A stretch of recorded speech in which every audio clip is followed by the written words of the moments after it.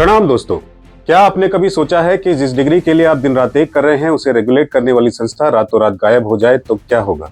कल्पना कीजिए, आप सुबह उठते हैं और खबर आती है कि 1956 से चल रहा यूजीसी और तकनीकी शिक्षा का आधार AICTE यानी कि all India council for technical education जो है अब इतिहास बन चुके हैं। जी हाँ, आपने सही सुना, विकसित भारत शिक्षा अधिष्ठान VBSA विधेयक 2025 आ चुका है।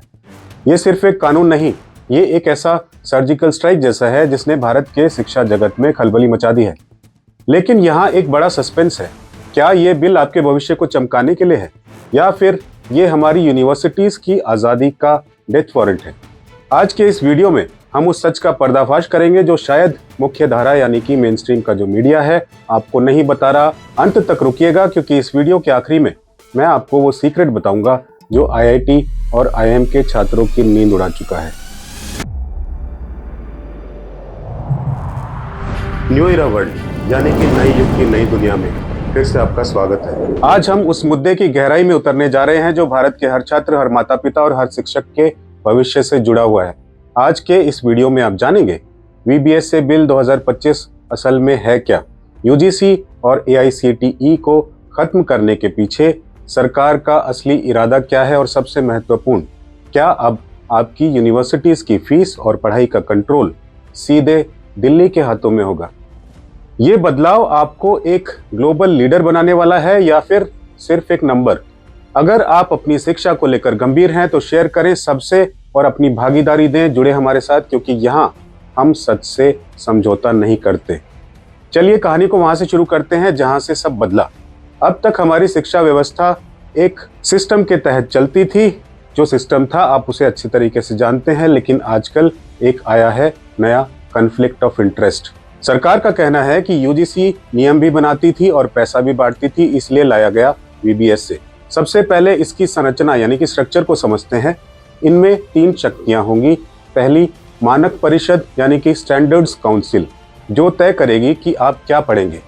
दूसरी, विनियमन परिषद यानी कि रेगुलेटरी काउंसिल, जो डंडा चलाएगी, नियमों का पालन नहीं किया 10 लाख से 2 करोड़ तक का जुर्माना। तीसरी है गुणवत्ता परिषद, एक्रीडिएशन काउंसिल, जो आपकी यूनिवर्सिटीज को रेटिंग देगी। ये तीनों परिषदें स्वतंत्र तो होंगी, लेकिन इनकी कमान किसके हाथ में होगी? यही से सस्पेंस शुरू होता है। क्या ये वाकई स्वतंत्र होंगी या फिर सिर्फ सरकारी आदेशों का पालन करेगी?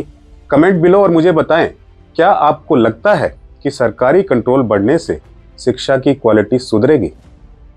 अब बात करते हैं उस चीज की जिससे पूरी दुनिया चलती है, पैसा। द ट्रूथ इज, इस बिल का सबसे डरावना हिस्सा इसकी फंडिंग का मॉडल है। अब तक UGC एक बफर की तरह काम करती थी।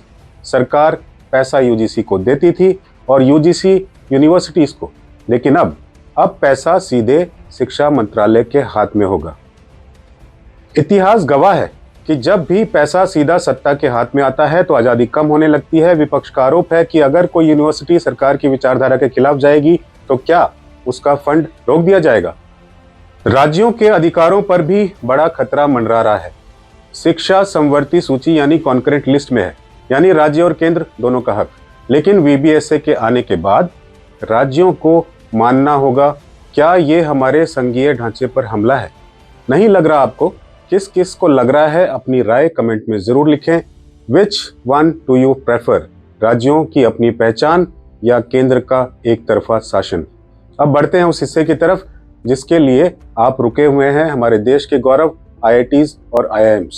ये संस्थान दुनिया भर में इसलिए प्रसिद्ध हैं क्योंकि इनके पास स्वायत्तता यानी कि ऑटोनॉमी है।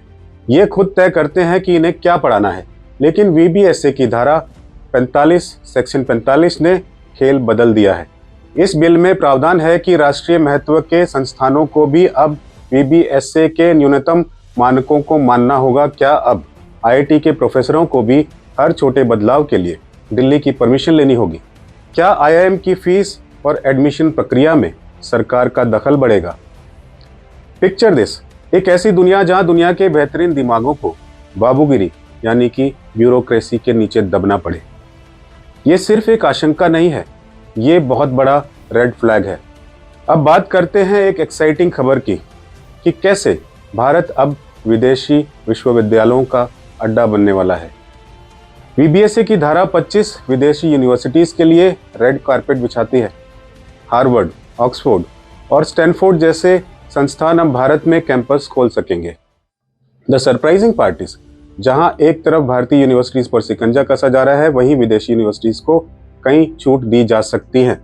बड़ा सवाल यह भी है, क्या एक आम भारतीय छात्र ऑक्सफोर्ड के इंडिया कैंपस की फीस भर पाएगा, या फिर ये सिर्फ अमीरों के लिए एक इजी हैक बन जाएगा? तो दोस्तों, हमने देखा कि VBSA बिल 2025 एक दो-धारी तलवार है। एक तरफ ये भ्रष्टाचार खत्म करने और एक राष्ट्र एक शिक्षा का वादा करता है, दूसरी तरफ ये केंद्रीयकरण और स्वायत्तता छीनने का डर पैदा करता है।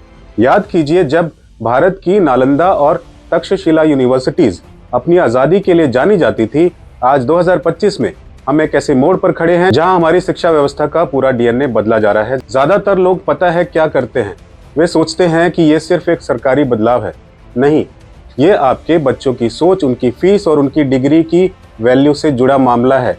ये बिल अभी जॉइंट पार्लियामेंट कमेटी यानी कि संयुक्त संसदीय समिति के पास है, यानी अभी भी समय है अपनी आवाज़ उठाने का। अगर आपको लगता है कि शिक्षा में सुधार जरूरी है तो इस वीडियो को शेयर करें, और अगर आपको लगता है कि यूनिवर्सिटीज़ की आज़ादी छीनना गलत है तो नीचे सेव ऑटोनॉमी कमेंट करें। सच्चाई ये है, जागरूकता ही सबसे बड़ी शक्ति है। दोस्तों, कानून आएंगे, नियम बदलेंगे, संस्थाएं मिटेंगी और बनेंगी, लेकिन एक सवाल आज मैं आपकी रूह से पूछना चाहता हूं। क्या धर्म, संप्रदाय, जाति और न जाने कितने बंधनों में बंधे और फिर भी बिखरे हुए हम सब लोग वाकई जानते हैं कि शिक्षा का असली महत्व क्या है? सदियों से अवसरवादियों ने शिक्षा को कहां सीमित रखा, उन्होंने कहां इसका अभाव रखा। जानते हैं ये सब क्यों? क्योंकि वे कभी नहीं चाहते कि आप शिक्षा की असली वैल्यू समझे।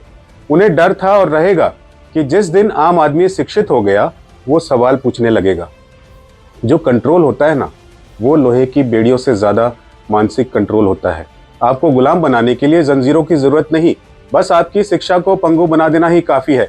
थोड़ा मंथन करो अपने मन में, सोचिए, क्या हमें जानबूझकर उन उलझनों में उलझाया जाता है ताकि हम गुणवत्ता और अधिकार की बात ना कर सकें?